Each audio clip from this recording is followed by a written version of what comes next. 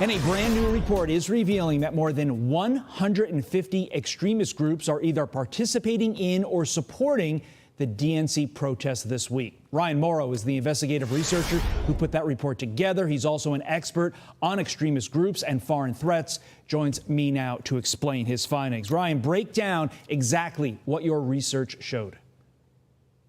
Sure. So we looked at every group that we could find that is publicly involved in these protests, and altogether we found over 150, almost 160 of the groups are actually extremist groups. And by extremists, what I mean is they are groups that support Hamas or another foreign terrorist organization, or they support acts of terrorism like the October 7th attacks, or they support a revolution in the United States for the sake of communism or anarchism. So really extreme stuff.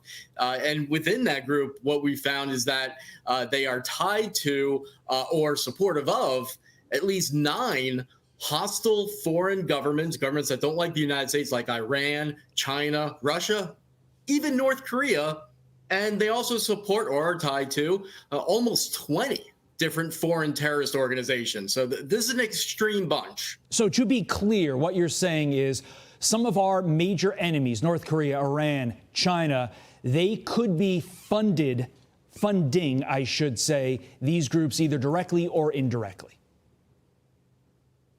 They may not even need to because they have this group of loyalists, this really big network that we've really drawn out at Capitol Research Center that they might just be able to operate on their own. I don't even know if they have to get orders because they're going to act on behalf of these governments and these foreign terrorist organizations anyway. But in fact, within that overall network, there's a few groups that formed a coalition to specifically disrupt and try to shut down the convention.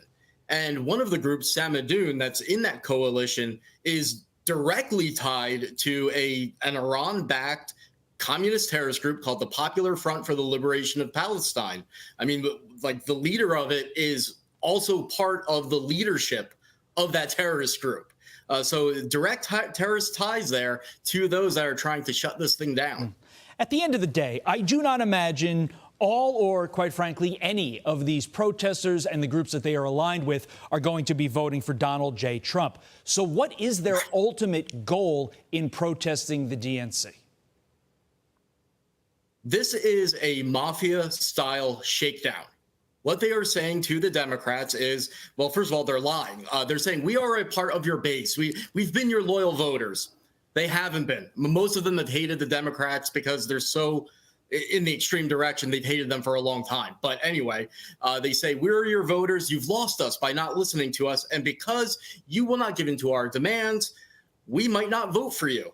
And they've said they're willing to pay the price of having a Trump presidency if that delivers the message to the Democrats that they have to listen to them in the future, because so many of these radical groups, their bases of support are in swing states, places like Michigan and Minnesota. At the same time, we should also expect these groups to send a pitch to some parts of the Republican Party as well that have become more anti-Israel, in some cases even in the more anti-Semitic direction.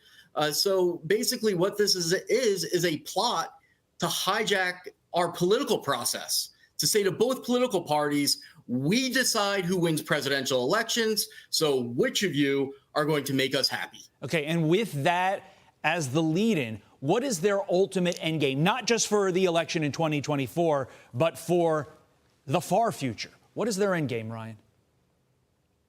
Well, this is an alliance of Islamic extremists and communists, Marxists, and anarchists.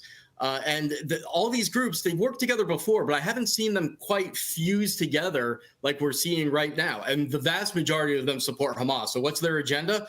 To make the United States essentially not a factor in world affairs, because that benefits the foreign governments that they support. It benefits the Hamas and groups like that.